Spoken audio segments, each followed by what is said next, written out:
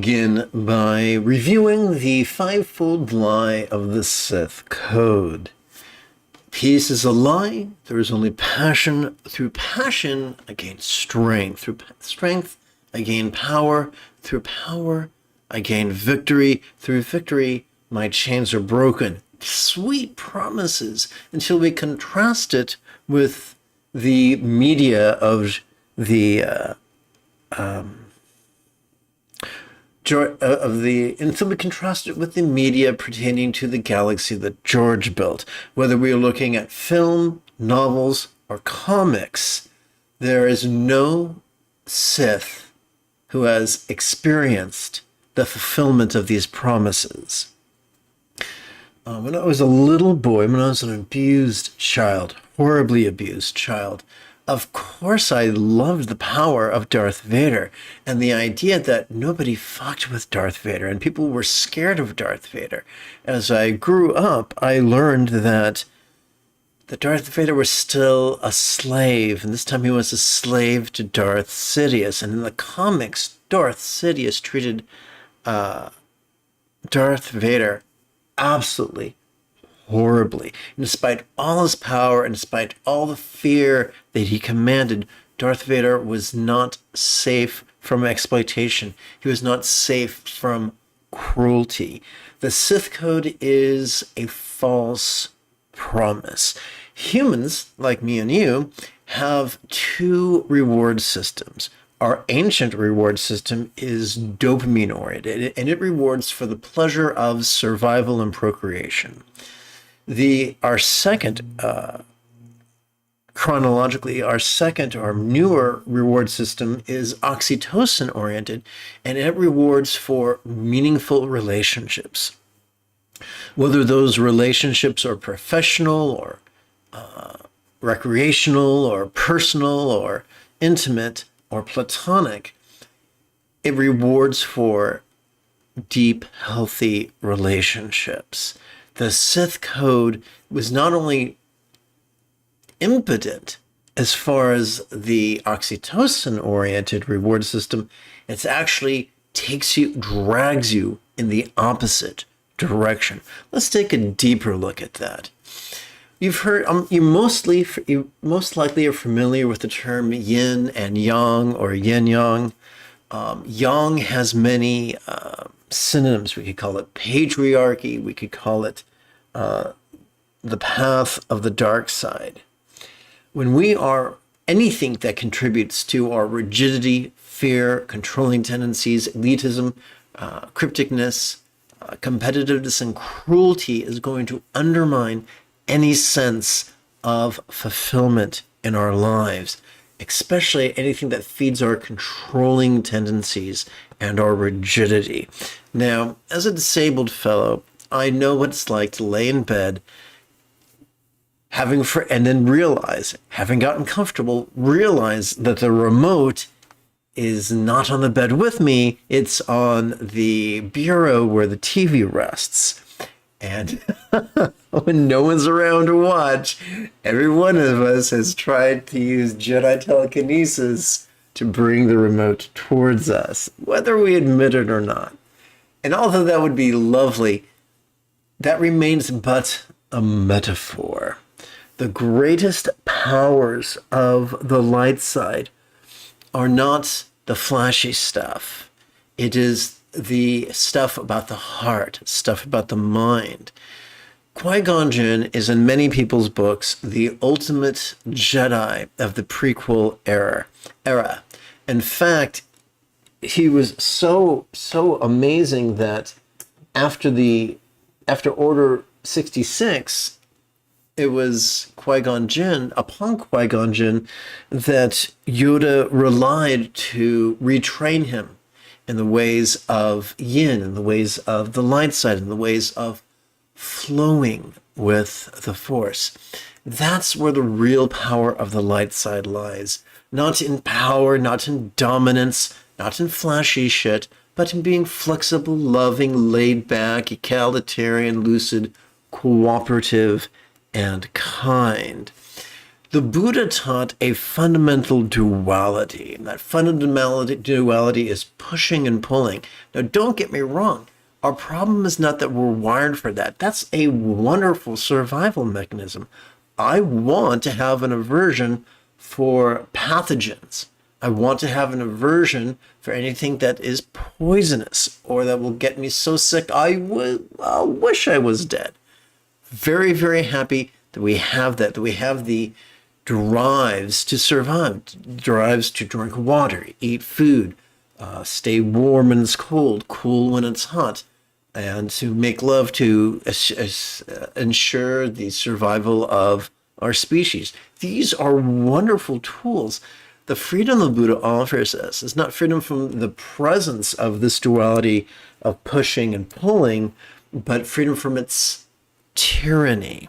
So that's the freedom the Buddha offers us. Not freedom from trolls, not freedom from genocidal fascists, not freedom from every physical malady, not freedom from painful memories, but freedom from the tyranny of the survival drives, which, although work great for survival, work terrible for thriving. They are actually counterintuitive for fulfilling life. And so our inner mind could be likened to a palette or to a toolbox. If the only tools we have are the hammer and chisel of pushing and pulling, our life may be long, but it's not going to be rich. What the Buddha's path helps us to do is to recognize we have an array of tools, each one useful in different situations. To get to this point, to scrape off the barnacles of the lies of the Sith code, the lies that say, hey, if I was only more powerful, daddy would not have done that to me, or mommy would not have done that to me, or school bullies would not have done that to me, or boss would not have done that to me, or politician would not have done that to me, or a cop would not have done that to me. That is the path that leads to the opposite of fulfillment. Look at Anakin Skywalker, arguably the greatest midichlorian count of the prequel era. Great talent, great devotion, but because of his unmet psychiatric needs, because of his untreated borderline personality disorder, he was an easy mark for Darth Sidious. And look at poor Anakin. Look how he spent half his life in the abject misery without his life partner who he was completely devoted to, without his friends, surrounded only by frightened minions and a cruel overlord. To transcend this trap, we need the tools of meditation. And I look forward to practicing them with you in about a minute or so. But first, let's have a bit of the old housekeeping. This is Lama Jigme Gyatso of the Buddha Joy Meditation School. Welcome to Meditate Like a Jedi. Let's see. Which is made possible due to the generosity of viewers just like you. If you love Star Wars and you wish to meditate as transformatively as General Leia Organa on Ajahn Kloss under the guidance of Luke Skywalker, be sure to subscribe and ring that notification bell. Bit of good news. If at any point during this early morning live stream you have a specific question about Buddhist meditation, Buddhist philosophy, Buddhist chanting, and how to apply them to your life, simply type your question in great detail in the chat window. If you're watching a laptop, that window should be on the right. If you're watching on your phone, In the vertical mode, the comment or the chat window should be down below.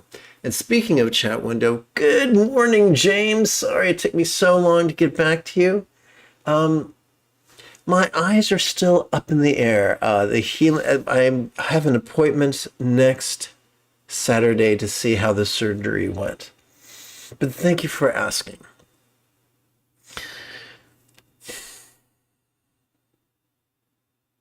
Together as a team, let's chant the Saturday morning excerpt of the first Dzogchen text, the spaciousness of Vajrasattva.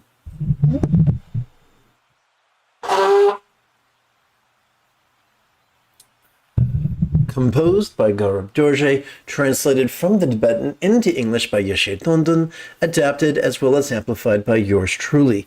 If anything here seems incomprehensible, please type your question in great detail in the chat window. Together.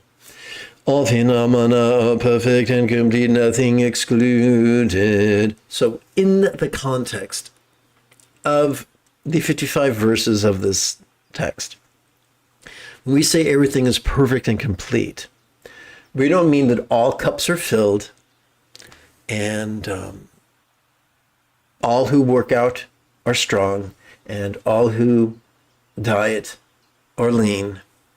What we mean is that, spiritually speaking, we are already equipped for effortless mindfulness and for effortless meditation. We got this. Whatever comes up, circumstantially, physically, interpersonally, mentally, we are wired to deal with it. We're wired to recognize it and cope with it in the most beneficial way possible. We are already wired for liberation and enlightenment. Continue. The true condition is equality, beyond change, spaciousness without limit, beyond dependent arising, beyond causes and conditions. Every time we breathe in, thanks to our sympathetic nervous system, we are wired to notice, and to do so vulnerably, passively, viscerally, and randomly. Every time we exhale, we are wired, thanks to our parasympathetic nervous system, to physically relax and mentally release. As we do so, it could very much feel like whatever we noticed during our in-breath was now as non-graspable as a vast empty void, was now as non-graspable as the illusion of the infinite azure sky on a bright and beautiful cloudless morn, which, although could be tantalizing to the eye, is intangible to the grasp. So if inhalation is about duality, exhalation is about non-duality.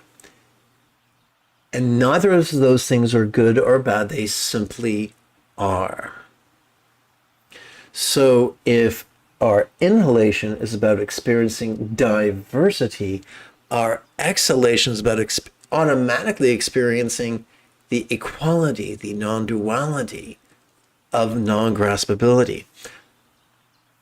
Non-graspability is not a great metaphysical truth. It's not the reality behind the illusion. It's simply an experience that's hardwired into us, the benefit of which is that it helps us let go of the survival mechanisms that in smaller amounts are useful, but in large amounts are toxic. Ask a physician, ask a pharmacist, ask a chemist. They will tell you that in the history of medicine, there are some compounds which in certain amounts are beneficial, but in other amounts are lethal. And the same is true with our survival mechanisms.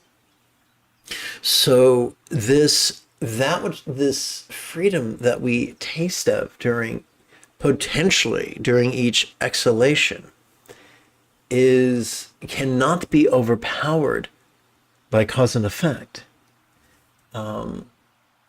I don't know about you, but I know as a child, I played the Fool many times. I'm pretty sure you did too. Apparently that's why the special as a special ingredient for the song Everybody Plays the Fool in 1972. So this is a universal experience. We've all been boobs. We've all been shedheads. And yet, as long as we're alive, we have a central nervous system, we can practice mindfulness and meditation. If Stalin was alive, if Hitler was alive, and they had the desire and the opportunity and the instructions, they could do that too. Let's continue. Chant. Incomparable wisdom alone knows the blissful continuum of self-perfection. The bliss we desired, the fulfillment we desire, the freedom desire is already wired into every exhalation. There is no substitute. Together. The domain of the ultimately willed which does not arise from extraneous causes and conditions. We don't need to go on a D&D quest to practice liberation or master the Buddha's path. We can do it in a relatively short time with tremendous ease. This insight is easy, so easy in fact that it seems difficult, though all pervading the continuum is invisible. So, we have been conditioned by patriarchy to think that anything good is elusive and has to be earned, which is incorrect. So, this continuum is a metaphor. It's not literal. As we breathe in, we're able to notice the full spectrum, the full panorama of perceptual objects, or at least we're vulnerable to them. As we relax, we're able to let go in a sane and therapeutic manner together. It cannot be pointed out by saying this is it, yet even by Vajrasattva himself. I could describe to you the taste of an apple, but it won't be meaningful until you actually bite into the apple and taste it yourself. I could describe to you the experience of relaxing into your exhalation, but until you do it for at least 5 minutes every 12 hours or so, it won't be a meaningful description. Let's continue. This amazing, wonderful display of energy, spacious by nature, transcends action. All that we experience, all our seeing, hearing, feeling, tasting, smelling, and the like, all our emoting, intending, reasoning, recalling, imagining, and confabulating,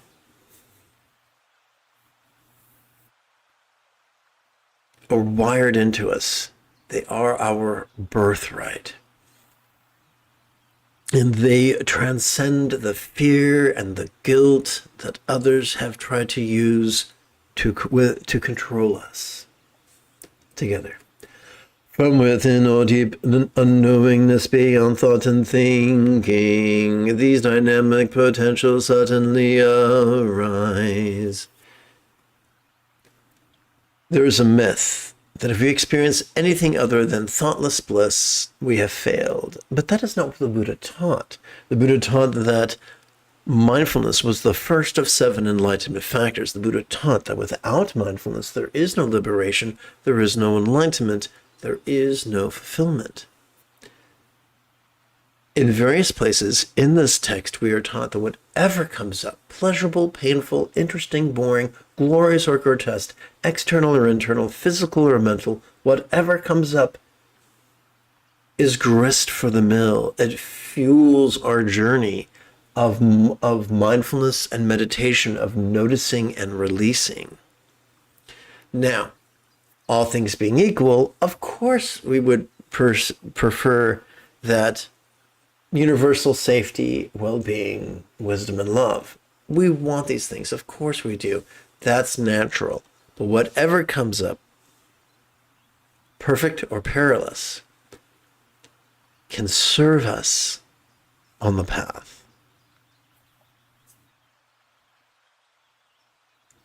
Control. Okay, here we go. Checking for questions. I don't see any. By the way, I check for questions approximately every 7 to 8 minutes. If it feels like a short eternity between you typing a question and me responding to it, please, oh please, do not take it personally.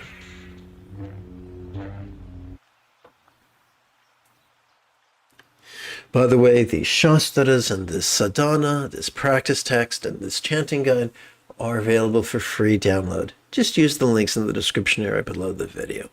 Quick like a bunny, let's practice the concise chants or recitations of bodhicitta and refuge to stimulate the neural pathways responsible for empathy and enthusiasm. Together. May I liberate all beings by relying on the three jewels. May I liberate all beings by relying on the three jewels. May I liberate all beings by relying on the three jewels. Mindfulness and meditation are known by many names, such as Zen, Chan, Dhyana, Mahamudra, Mahasandhi, Hatha Yoga, Dzogchen, and Trekcho. Despite their fancy names, the practice is very, very simple. The key to mindfulness lies in our inhalation, for that is when we are wired to access our sympathetic nervous system, which facilitates not active concentration, but instead perception, vulnerable, passive, visceral, and random. In allowing us to see, hear, feel, taste, smell, and the like, allowing us to emote, intend, reason, recall, imagine, and confabulate. What are we to do with all these things? We meditate upon them, but how does that work? During each exhalation, whether we know it or not, we access the parasympathetic nervous system, which is wired for both physical relaxation as well as mental release. In fact, it could be said that mental release surfs upon the carrier wave created by physical relaxation. Let's tie this up in a big red bow. With each inhalation, we could silently and mentally recite the demonstrative pronoun this. And with each exhalation, we could silently and mentally recite the monosyllabic synonym of relaxing, the verb ease. And now, let's sit impeccably and practice.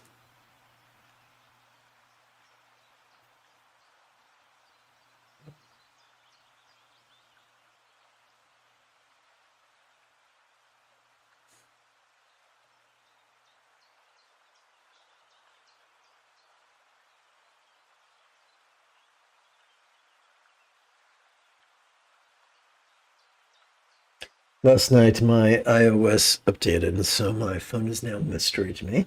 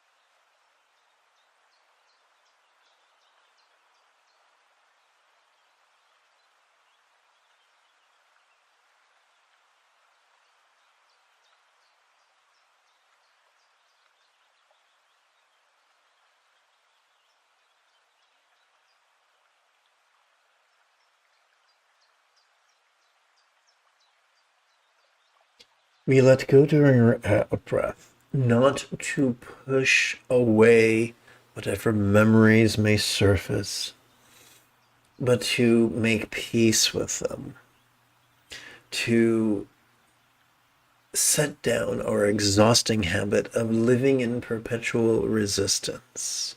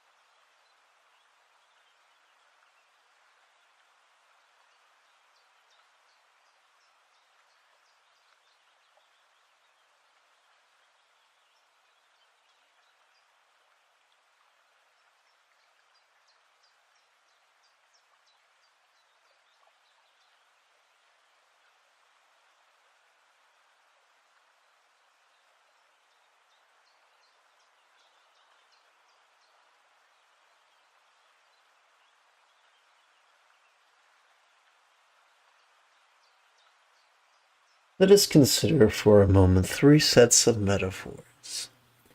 In Mahayana Buddhism, there is the metaphor of the one mind shared by all Buddhas, the truth body, or Dharmakaya. There is the blissful body of a Buddha in his paradise, known as the Sambhogakaya. And there is the idea of each Buddha having their own paradise and their own blissful body, sharing one mind of wisdom, and each Buddha generating untold infinite numbers of emanations or nirmanakayas to guide others on the path. But what if that was not literal? What if that was simply a metaphor? What if the Sambhogakaya of bliss and letting go was simply a metaphor of the practice of mindfulness, care of our sympathetic nervous system? What if the utterly non-corporeal Dharmakaya was simply a metaphor of our meditation, our relaxation and mental release occurring during each exhalation due to our parasympathetic nervous system? And one of the nirmanakaya, the supernatural means of benefiting others, was simply the love's centered spontaneity, organically supported by our anterior cingulate gyrus, and the momentum created by mindfulness and meditation. What if the three bodies of a Buddha were something we were already wired for since birth?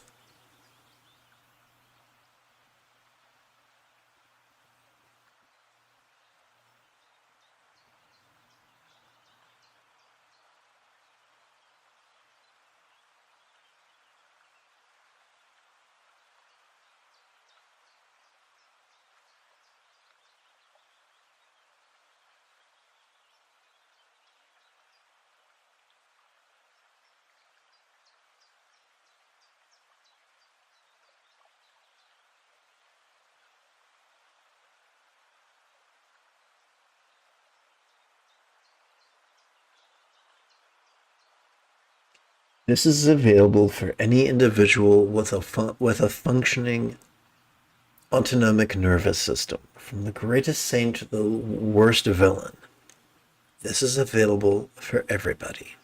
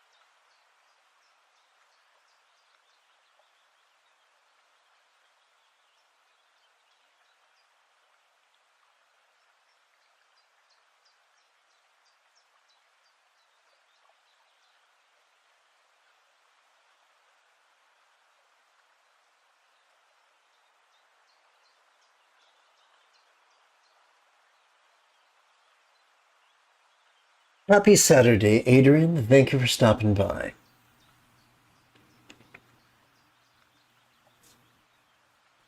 And once again, if you have any questions about Buddhist meditation or Buddhist philosophy or how to apply them, simply type your question in great detail in the chat window.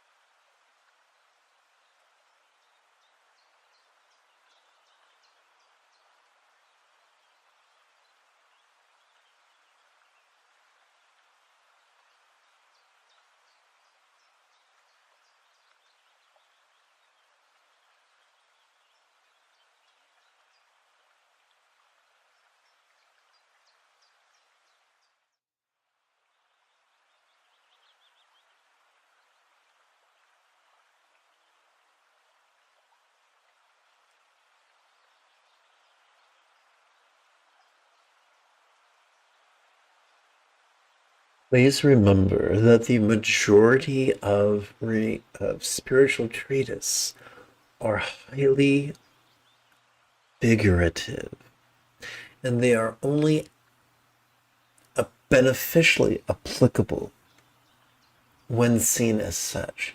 I'm neurodivergent. There's a specific flavor, our subset, our symptom subset of ADHD in which one's memory keeps resetting. That could create life as a perpetual now. But I would not wish that on you. I would not wish that on anybody else. Although there is a certain probability that the great luminaries were also neurodivergents, they had a command of language, regardless of which language they spoke. And they knew of figures of speech. In second or third grade, we were taught the difference between literal and figurative statements, the difference between similes and metaphors.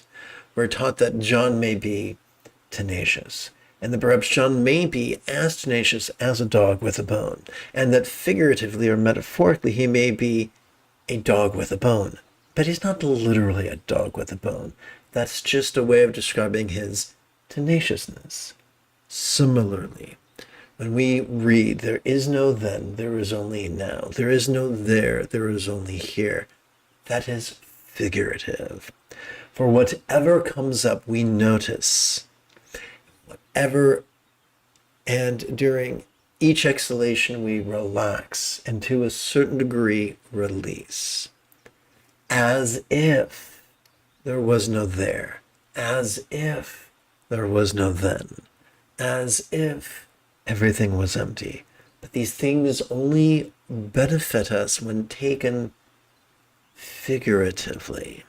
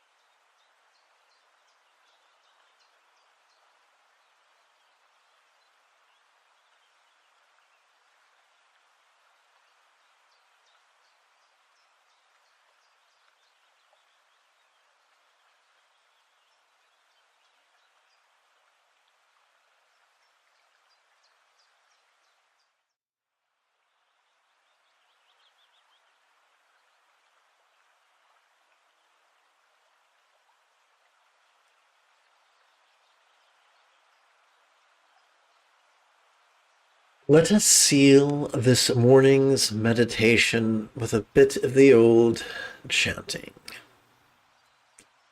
May all beings practice of kind communication, conduct, and calmness flow spontaneous and uncontrived. May everyone be free from misery. May everyone be happy. May no one be separated from the happiness. May everyone have balance from the tyranny of hating, craving, and clinging freed.